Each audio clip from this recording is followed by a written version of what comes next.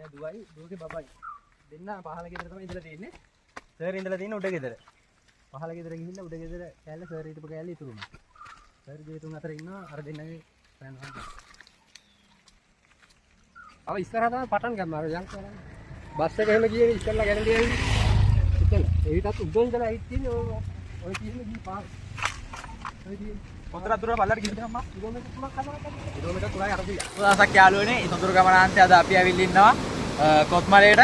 ගිය දවස් ටිකේ මුණු සිද්ධිත් එක්ක ඔයාලට පේනවා ඇති පිටිපස්සෙන් තියෙන මේ ගඟ ඉතාමත් පොඩියට තිබ්බේ. ආපු වතුරු පාරත් එක්ක පේනවා ඇති මේ ගෙවල් පැත්තේම විශාල හානියක් සිද්ධ වෙලා තියෙනවා. ගඟට කඩාගෙන වැටලා තියෙනවා. ගඟ තිබිලා තියෙන්නේ මෙන්න මේ දැන් වතුර යන ගානට. ඒ වුණාට ගිය දවස් ටිකේ වතුර ගිහිල්ලා තියෙන ඉතින් පේනවා ඇති ගඟ දැන් දෙගුණයක් වෙලා තියෙනවා. අපි යන්නේ රම්බඩ ගමට. ගිහිල්ලා බලමු අපි විශාල ප්‍රමාණයෙන් ගෙවල් එක්කම යට වෙලා තියෙනවා. අපි ඉස්සරහට ගිහලා බලමු. ඇවිල්ලා ඉන්නේ රම්බඩ ගම අර නායක ස්ථානයේට. දැන් මෙතනදී හම්බුණ එක අංකල් කෙනෙක් කිව්වා තාම මලමිනි මේ ස්ථානයේ තියෙනවා කියලා තමයි අපිට කිව්වේ. ඒ වගේම මිනි 20 ගාණක් විතර අරගෙන වලදාලා තියෙනවා. අපි ගිහලා බලමු ඉස්සරහට ගිහිල්ලා. ඉතින් යාළුවනේ අපි ඇවිල්ලා ඉන්නේ රම්බඩගම නාගි ස්ථානයේ වල පේනවා ඇති කොච්චර හානියක් සිද්ධ වෙලා තියෙනවද කියලා. ඒක කිලෝමීටර් 3ක ප්‍රමාණයක විතර නායගිල්ල පේනවා ඇති. පල්ලයන් මොකක්ම නායගිල්ල තියෙනවා.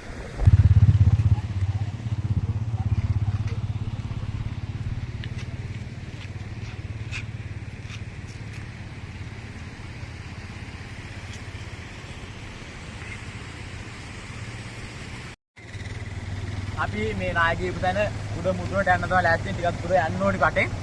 දැනටම මාර්ගය යථාර්ථයට පත් කරමින් තියෙන්නේ. අපි ගිහිල්ලා බලමු මුදුනට කොහොමද එතන තත්ත්වෙ කියලා. දැන් යන් අපිත් එක්ක. අව ඉස්සරහා තමයි පටන් ගන්න අර යන් කරන්නේ. බස් එක එහෙම ගියේ ඉස්සෙල්ලා ගැරන්ටි ඇවිල්ලා. ඉතින් ඒ විතරත් උඩ ඉඳලා ඇවිත් තියෙන්නේ ඔය තියෙන්නේ ගිහින් පාර. ඔය තියෙන්නේ කොතර දුර පල්ලට ගිහින් අම්මා කිලෝමීටර් 3ක් හදනවා. කිලෝමීටර් 3යි 800.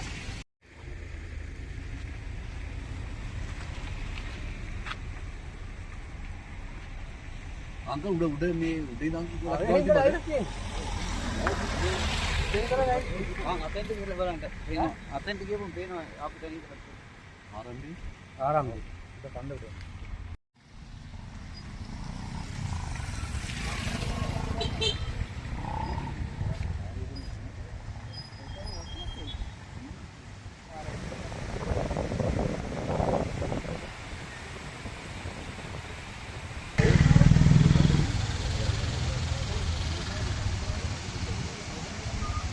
දැන් අපි ඉන්නේ රම්බොඩ ගම නායකයෙකු තැන ගැරන්ඩියල්ල කියන ප්‍රදේශයේ.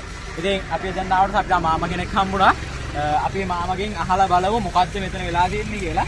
මෙතන වෙලා තියෙන්නේ උඩින් ඉඳලාම ආපු නාය. ඔව්. ඒක මේ මෙතන ගැරේජ් එකක් තිබුණා වාහනයි යන්නේ ඔක්කොම ගිහිල්ලා තියෙන්නේ. දැන් ගෙවල් කීයක් විතර අපිට ලැබුණානේ? ගෙවල් 12ක් දැනට ගිහින් තියෙනවා සම්පූර්ණ. අනිත් ඒවා කොහමද 40 දෙනෙක් ඉඳලා තියෙනවා. මරණ 19යි ගොඩ අරන් අනිත් ඒවා ඔක්කොම තාම යට වෙලා හොයන්න බෑ යන්න බෑ. ඉතින් ඔයාලටම පේනවා ඇති කොච්චර දුරක ඉඳලා මේ නායම් පල්ලට ගිහිල්ලා තියෙනවද කියලා. අපි තව ඉස්සරහට කියලා බලමු යාළුවනේ.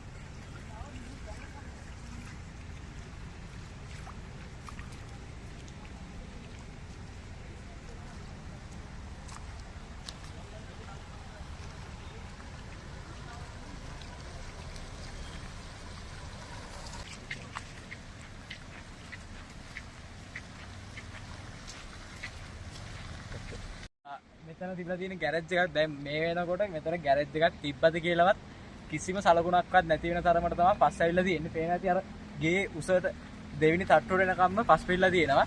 ඒ වගේම මෙතන තිබ්බ ගෑරේජ් එකේ මේ නායම් දවසේ පාටියක් තිබලා තියෙනවා. ඒ පාටියේ මං හිතන්නේ 16 දෙනෙක් ඉඳලා තියෙන අපිට කියපු විදියට ඒ 16 දෙනාම මේ වෙනකොට මේ පස් කන්දර යට වෙලා ජීවිතක්ෂයට පත් වෙලා තියෙනවා. ඒ හැඩේට තිබ්බ එක තමයි දැන් මෙතන හැරලා තියෙන්නේ. 100කට වැඩිින් දැන් හැරලා තියෙන ප්‍රමාණය.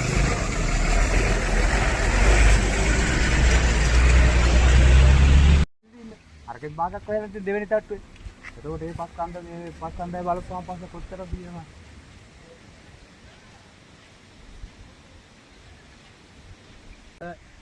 මේ පැත්තේ තියෙන සත්‍ය තමයි මේක.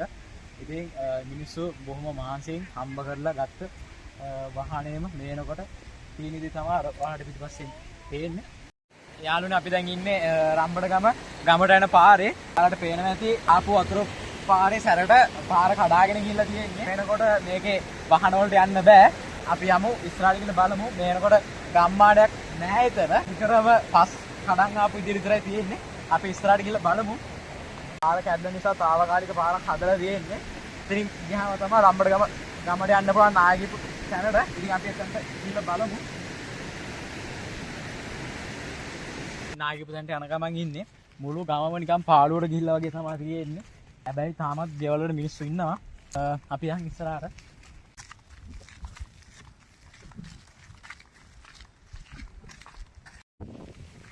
පළවෙනි දවස් 4 ඊට පස්සේ දවස් 4 ඉඳලා මේ හතර හම්බෙච්ච මිනිහ ඔක්කොම එක වල දාලා ඉන්නවා.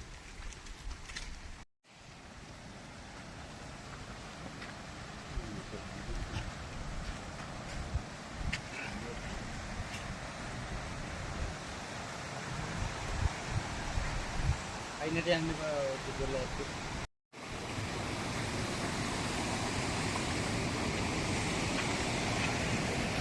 යාළුවනේ අපි දැන් ඉන්නේ රම්බඩගම නායකීපු ගම්මානේ. ඒ නායකයාමේදී කොටස් දෙකකට වෙන්ලා තියෙනවා. මේ පැත්තේ කොටසක් වගේ මෙහා පැත්තේ තව කොටසක් ඇවිල්ලා තියෙනවා.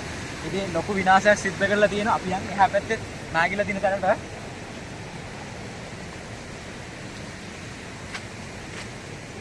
ඔයාලට පේනවා ඇති ගෙවල් වල ඉදලා ගෙවල් වල බිත්තින්දර ඉරිසල්ලා තියෙන්නේ මේ වෙනකොට. මේ ගෙවල් වල කවුරුත් කට්ටිය නැහැ. පේනවා ඇති පාරවල් ඒව ගිලා බැලලා තියෙන පල්ලෙහාට.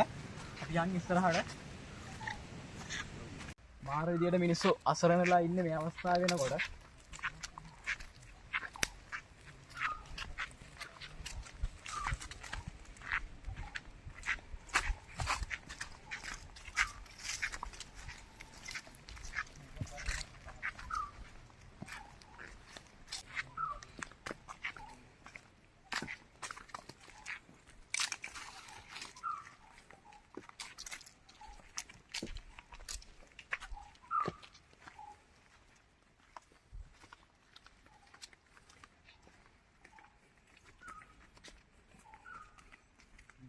මේ ගෙදර කට්ටිය ඉන්නවා මේ පවුලක් ඉන්නේ. නෝනයි දරුවෝ 3 දෙනයි. ඒ කට්ටිය වැස්සට බයේ පහළ මහ ගෙදර තියෙනවා යාළගේ. ඒ වැස්සට බයේ මහ ගෙදරට ගිහිල්ලා. උඩ ගෙදර තියෙනවා මහ ගෙදර ගිහිල්ලා අම්මයි තාත්තයි දරුවෝ 3 දෙනයි අර නෝනයි ඔක්කොම. ඒ කට්ටිය නැති වෙලා. ඒ කට්ටියක් නැති වෙලා. මේ හරි ගෙවල් ගැති වල. මේ හරිය ගෙවල් 1යි 3යි 4යි. ගෙවල් 4යි මේකයි 5යි. 5ක් නේ. එයා දුවයි දුවගේ බබයි දෙන්න පහළ ගෙදර තමයි ඉඳලා තියෙන්නේ. සර් ඉඳලා තියෙන්නේ උඩ ගෙදර. පහළ ගෙදර ගිහිල්ලා උඩ ගෙදර කෑල්ල සර් හිටපු කෑල්ල ඉතුරු වුණා. සර් ගේ තුන් අතර ඉන්නවා අර දෙන්නගේ ෆෑන් වහන්ස.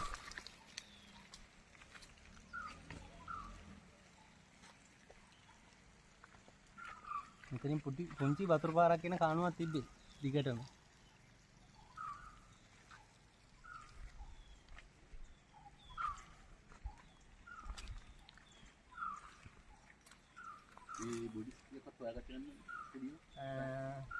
දැනට 60ක් විතර තමයි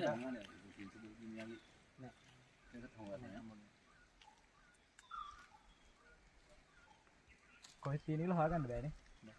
අර පහළ උඩ මේ උඩම අර නොවැලි පාර තියෙන. එතන ගෙදර පොඩි වෙලා හිටපු මිනිහක් ඊයේ හරි පෙරේදා මේ හරිය තිබිලා හම්බුණා.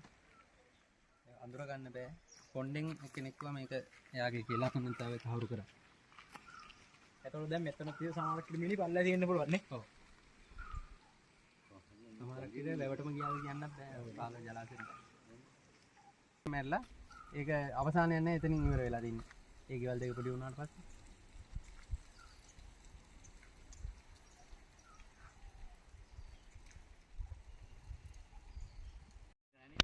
කරන්නේ නැහැ මේක තමයි ලොකු ප්‍රශ්නේ. නෑ ඒක කරන්නේ.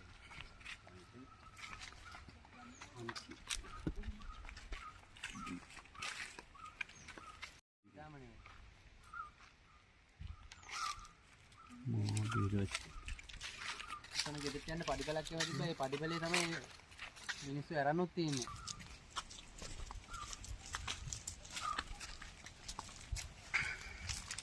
ඔයාලට පේන ඇති පාර කොච්චර ගිලයි බැලලා තියෙනවද කියලා පල්ලෙහාට පේනවලු උසත් එක්ක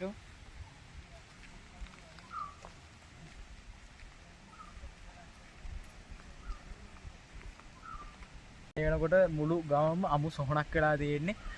බොහෝ දෙනා බය වෙලා ඉන්නේ මේ වෙනකොටත්.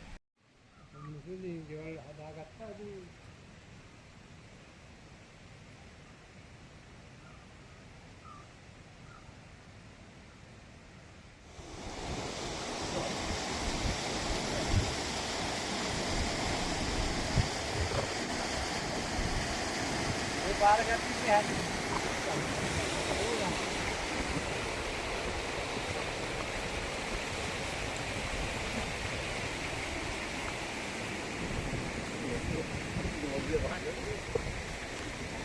ලොකු කේද වාචකයක්. අර තියෙන තැන් හැම තැනකම තිබ්බ තියෙන්නේ කිව්වා නුවරලී මාර්ගයේ ගාවින්දලා පල්ලෙහා රම්බඩ ගමත් එක්කම කඩාගෙන තමයි නායම පල්ලෙහා වැව ගාවට නිකන් ගිහලා තියෙන්නේ.